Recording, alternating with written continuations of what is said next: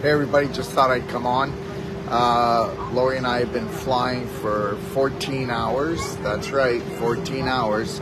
We're now in San Francisco, and we got to San Francisco. I want to call this one a day, immunity at the airport, okay? So what I did, just before I got off the plane, I took my immunity essential oil, rubbed it on my neck, okay? Anyway, so we're going through customs here to catch the plane, which I'm on right now, to go to Dallas and then Dallas to Puerto Rico. And guess what? Anyway, so I come through and I don't want to go through the x-ray, so then you got to get a pat down. So I get a pat down, okay? And when I get the pat down, of course, they've got to check. They do that thing where they check your hands and check to see things. And so they checked my hands, and it came up as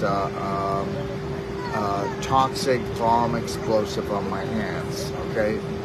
And anyway, so they proceeded to go through all my stuff, and then when they tested it, it came up alert. So they went through all my stuff, and then they tested it again, and it came up alert again.